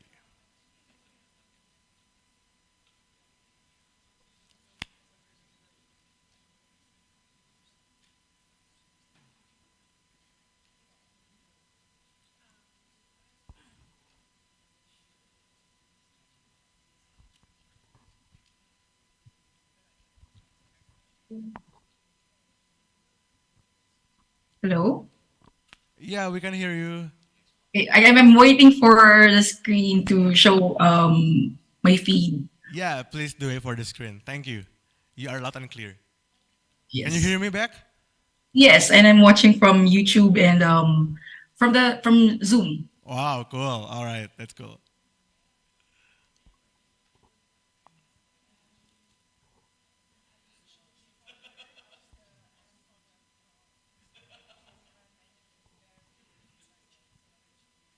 All right, so I think I'm live. Yeah, you're live. So you have 7 minutes to present, so please do manage the time. The stage is Alright. yours. Thank you. Thank you very much for this opportunity to present remotely from the Philippines. I'm Jara, and I am the Chief Executive of I Teach Development and Training Services, and our product is Portable Educational Toolkit. I grew up in a university town. I never had an issue to have access on education. However, life happened. I have to go to the communities. I am a political science graduate, and I work with different INGOs and NGOs and government agencies here in the Philippines. One of the biggest problem that we experience, especially in countries here in ASEAN, I think it's not different there in Indonesia, is the access to education. This is what we're trying to answer in iTeach project. And through that, we need to see that these problems exist. We have the inability to receive regular classes. Most of the time, we are unable to access updated educational materials. And of course, we experienced this. All of us have experienced this. We had isolation because of the pandemic. Aside from that, even long before the pandemic, communities geographically isolated and disadvantaged communities in the Philippines, in Indonesia, in Vietnam, and the rest of ASEAN have been isolated because of terrain and of course because of conflict.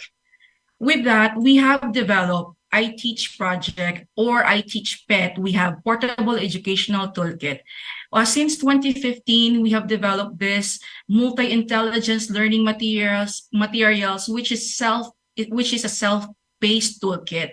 Of course, since it being implemented in remote communities, it is a cultural and gender sensitive product. Of course, since we are trying to bring this technology to remote communities, we made it into solar powered, because as we know, here in the Philippines, and of course in some areas in remote communities in Indonesia, there is no electricity yet. We have in 2015, when we first ran the project, that were our 1.0, we were able to make big milestones. We tested this product with 16 students here in the Philippines, and 15 out of 16 of these students went to high school. So our pilot program in 2015 actually was implemented with basic elementary students. So we have identified that five out of the 16 students in our pilot program are identified to be non-reader. And after the 5 months intervention with the students, we were able to convert them from non-reader to 100% readers. The drop-off rate from being a basic elementary student to high school is 0. So everyone who were in the program went to higher level, which is high school here in the Philippines. And lastly, with that 5 months implementation, we were able to convince the community that this actually works. Why fund I Teach project? This baby project, we call this as our brainchild. The mother organization, which is Saving Innocent Lives Amidst War, or SILAW, has been around for 15 years. And the dream team that composed this I Teach PET project is actually is composed of a number of professionals, educators, teachers. This are community development specialists as myself. We have engineers as well, and a couple of financial advisors, right? And so this project, You have 3 minutes left. Thank you. we made sure that this is cost efficient, because there's just a lot of communities that needs this. Of course, as I mentioned earlier, we made this product eco-sustainable, which is solar-powered device, which is responsive to the needs of the recipient communities, remote and isolated communities. We've been around for a while. We never really moved into a startup until the recent years. But with the years of experience, the product that we currently have is backed with R&D. So this is the dream team. We have an engineer, we have a teacher, and also we have a lot of community specialists. This is the business model. So I Teach, its direct target market, it is a B2B model. Our targets right now is the corporates, which is in their CSR arm, the local government units here in the Philippines, and the nonprofit. I think it's noteworthy to mention that right now we have already contracted a purchase from a nonprofit, an organization who also focuses with education for communities. Instead of selling this product directly to schools which are small and does not have a budget to buy our technology, we go to these entities so that we can purchase this on behalf of the school in these remote communities. So we have done version 1 in 2015. We did in version 2 in 2021, when we were all scrambling to have access with education during the pandemic. And now we are in 3.0, the commercialization of the toolkit. In the Philippines alone, in the province of Iloilo, where I am based, we have 71 identified villages. You which have are 1 minute left. You might conclude your presentation. Thank you. Yes, and we only need 5,000 investment so that we can build 71 portable educational toolkit in order to educate 20,000 students. This This is the number if we duplicate the effort, the material, the device all over Philippines. This does not even include the whole ASEAN and even with our partners in Indonesia. This is the sales forecast. Right now, as I mentioned earlier, our first phase, we have already sold our items to a nonprofit. And with our lead now, with one local government unit, we could grow with 54% with whatever we have every phase. So if we could be able, if we could um, if we could raise the investment, we could educate communities and as well as have the 54% growth per phase. Time's up. You may write up. Right. Now, I would like to make this an appeal to those who are listening to this speech. The problem that we try to answer here in the remote communities in the Philippines is not unique and only for us. This problem also exists in Indonesia, in Thailand, in Vietnam, because we have brought this project in Vietnam, but in all other remote communities in the world. There's no other way for us to build a strong, to create, to build a better nation, but to educate it from the level where more children will have access to education, regardless that there is pandemic, there is conflict, or there is other problems that will stop them from accessing education. It's because education cannot wait in these communities. That's all. Thank you so much, I Teach. Let's give him a big round of applause. So we'll move on to the 5-minute Q&A section. So I'll pass the stage to the judges. I'd like to ask questions to I Teach.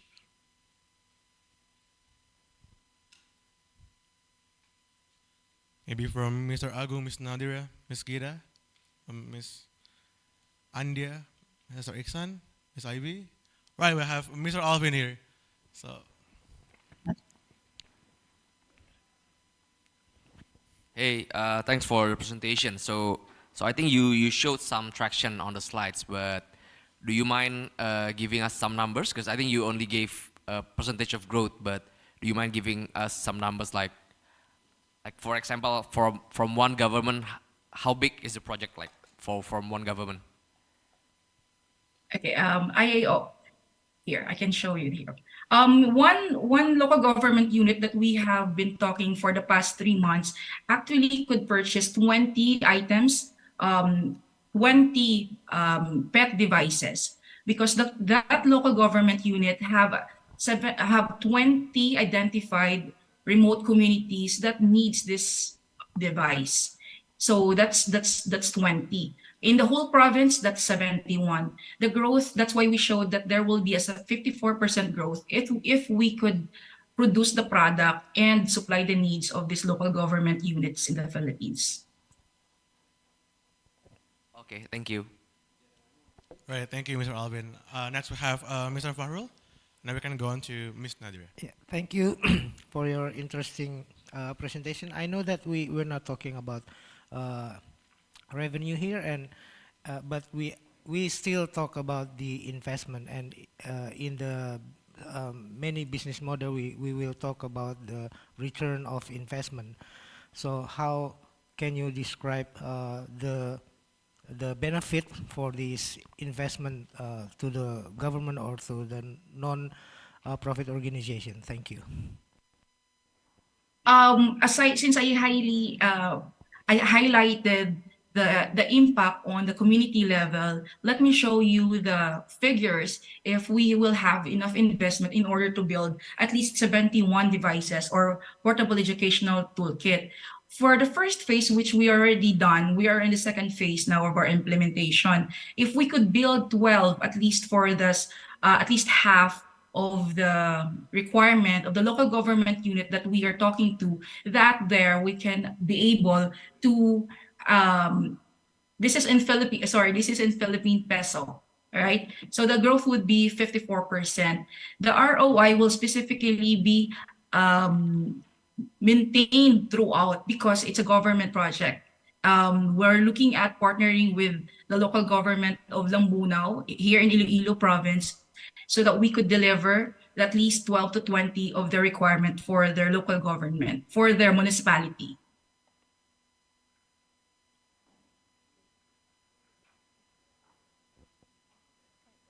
Thank you. That's from Mr. Farwell. Yeah, Miss Adela, you can go on. Hi, Jara. Quick question from my end. So I'm from Super, and we are in the social commerce industry, based in East Java, and our customers are mom and pop shops in these tier 2 and tier 3 cities.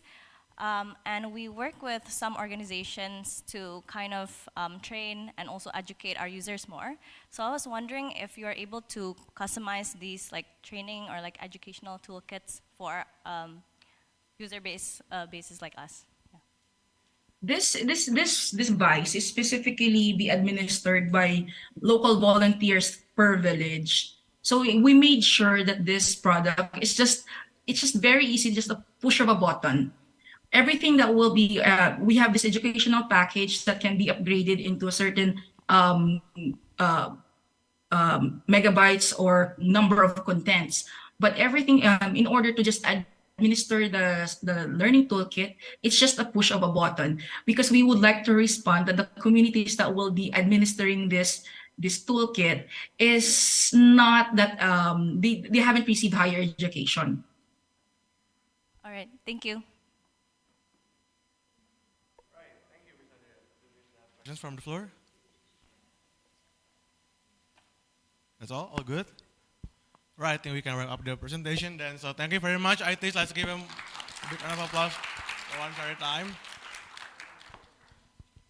Right, so now we've reached the very end of the day. So thank you very much, all the judges, all the participants for sharing all of your best recommendations to us. So before we officially close this event, this competition, let us take a group photo. I am inviting all the judges and the participants to come forward, joining me on the stage. And after math, we can move on together to the auditorium and to the private room for judges only. So, right, that will be it. So let's close the event and thank you very much for your participation. Hope to see you again next time. Thank you. Let's take a group photo. So please come forward for everyone.